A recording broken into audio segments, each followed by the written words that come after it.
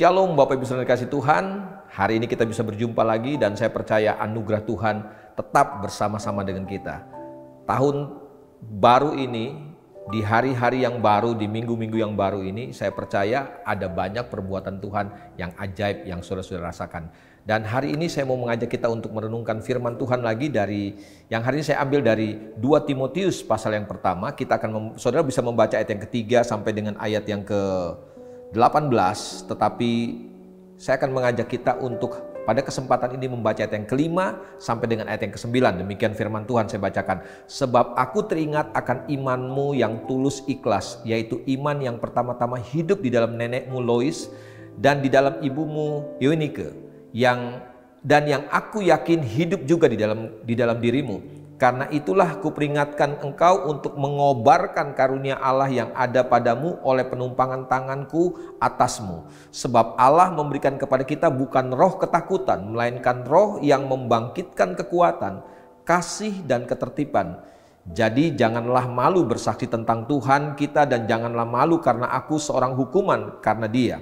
Melainkan ikutlah menderita bagi Injilnya oleh kekuatan Allah. Dialah yang menyelamatkan kita dan memanggil kita dengan panggilan kudus, bukan berdasarkan perbuatan kita, melainkan berdasarkan maksud dan kasih karunia-Nya sendiri yang telah dikaruniakan kepada kita dalam Kristus Yesus sebelum permulaan zaman. Puji nama Tuhan. Bapak Ibu Saudara dikasih Tuhan, firman yang kita baca hari ini mengatakan kita diselamatkan bukan karena perbuatan kita. Kita diselamatkan karena kasih karunia Tuhan.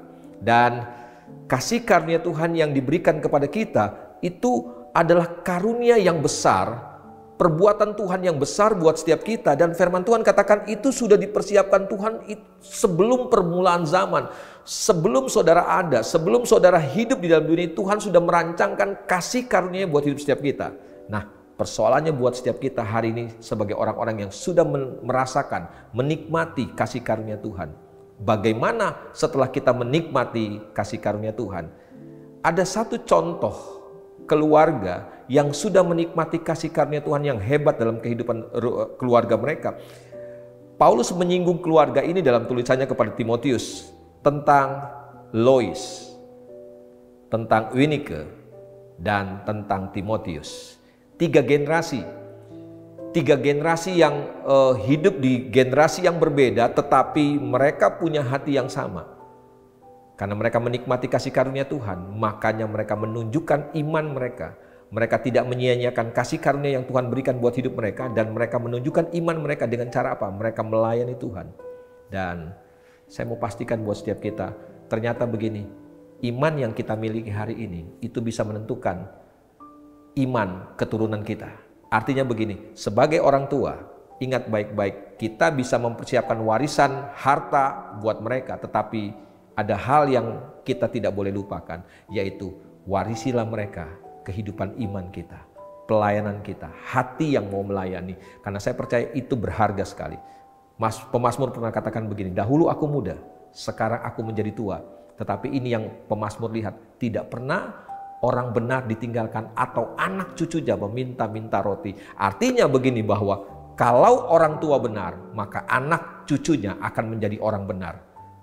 Bukan berarti bahwa ini sesuatu yang otomatis. Ini sesuatu yang harus diperjuangkan. Kalau kita merasa kita orang benar, kalau kita tahu kita adalah orang-orang yang sudah menikmati kasih karunia, kita wajib memberikan sebuah warisan bagi anak cucu kita, supaya mereka juga jadi keturunan yang menghargai kasih karunia Tuhan. Mereka juga jadi keturunan yang hidup di dalam kasih karunia Tuhan. Kalau kita sebagai orang tua melayani Tuhan, maka kita harus pastikan anak cucu kita akan jadi keturunan, akan jadi anak cucu yang juga melayani Tuhan.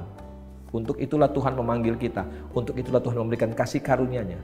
Kita diselamatkan untuk melayani Tuhan. Biar ini jadi warisan terbaik buat anak cucu kita. Saya berharap, saya berdoa supaya seluruh keluarga kita semua jadi keluarga-keluarga yang menikmati kasih karunia, dan akhirnya kita melayani Tuhan. Mari kita tundukkan kepala, kita berdoa.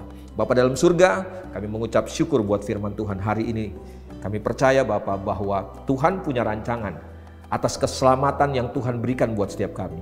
Dalam kasih karunia yang Tuhan berikan buat setiap kami, ada tujuan Tuhan yang hebat, luar biasa. Supaya kami satu keluarga, jadi keluarga yang hidup di dalam kasih karunia, jadi satu keluarga yang hidup melayani Tuhan. Supaya akhirnya begini, kami sebagai orang-orang tua tampil menunjukkan iman kami, penghargaan kami kepada kasih karunia Tuhan dengan cara melayani.